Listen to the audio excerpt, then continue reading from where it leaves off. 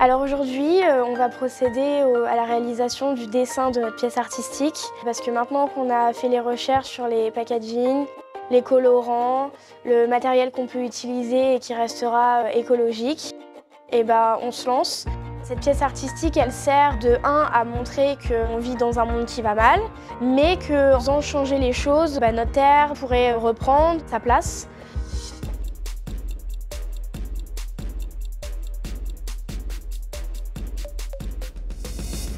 Allez, montrez-moi un petit peu ce que vous avez proposé pour cette amorce de recherche de pièces artistiques.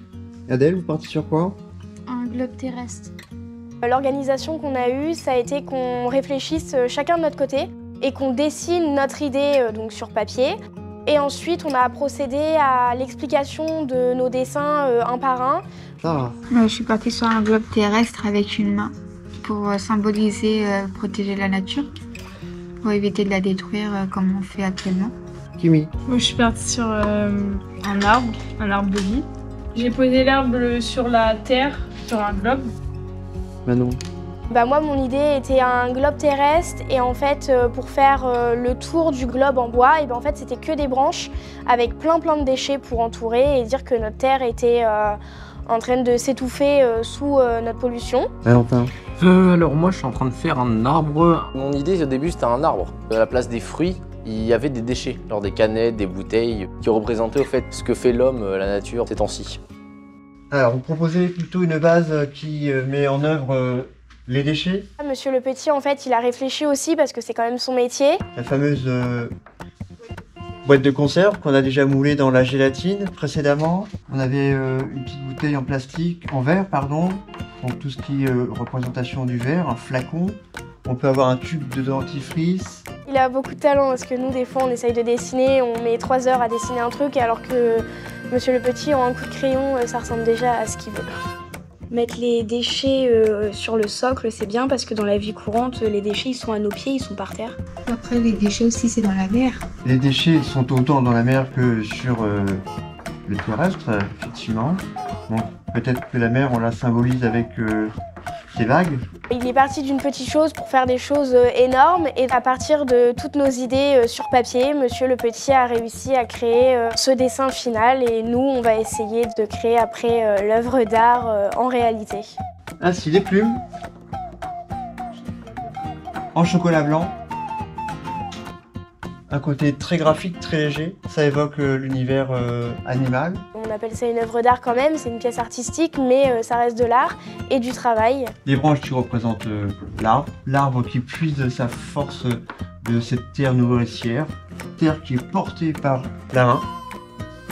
Et on arrive à sortir de cette condition où on est aujourd'hui à l'heure actuelle, à trop consommer et à polluer. Le dessin final, il reprend vraiment toutes les idées fixées, que ce soit la terre, la main, la pollution, les animaux qui sont étouffés, les sacs poubelles, tout. Donc après les dessins, on est descendu au laboratoire donc de chocolaterie pour effectuer des tests et savoir si c'était vraiment réalisable notre dessin, parce que c'est bien de le savoir. Moulage de pièces en gélatine pour réaliser nos petits supports de détritus.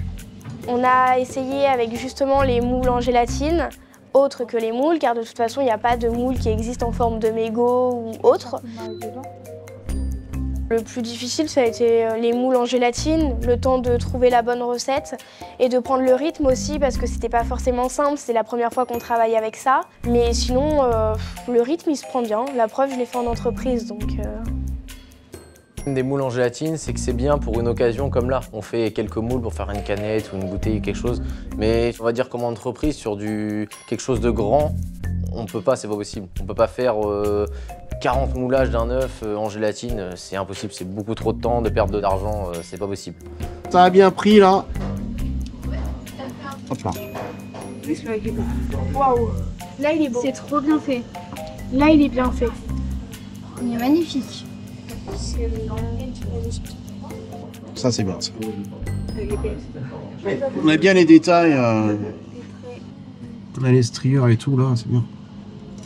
On a essayé aussi avec des règles souples pour faire les contours de notre tentacule de pieuvre, savoir l'épaisseur, la largeur, la grandeur.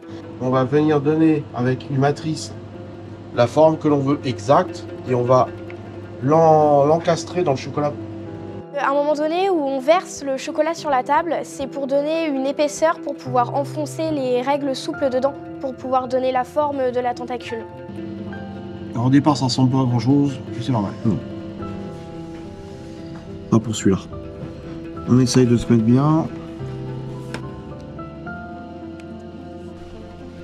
Là, on est très fin, là. Ça va pas baisser. Il va falloir qu'on mette une cale. Une fois que les règles sont posées, on coule le chocolat dedans, on met des pistoles de chocolat pour refroidir et que ça refroidisse plus vite. On attend que ça prenne, donc c'est un petit peu long, hein. On peut compter au moins une vingtaine de minutes. La partie où on recoule sur les stries, du coup, c'est en fait parce que le chocolat d'en dessous est déjà pris et que quand on colle deux parties de chocolat, en fait, c'est comme quand on pose du carrelage sur la colle. Et ben, on fait des traits, et ben, c'est exactement pareil pour le chocolat, c'est histoire qu'il s'accroche bien. Le moment où on tape sur la table de plan de travail, c'est pour étaler le chocolat. Ça permet de faire des vibrations dans la table et du coup le chocolat il se lisse et il se met uniformément partout. Donc là, on va démouler notre forme.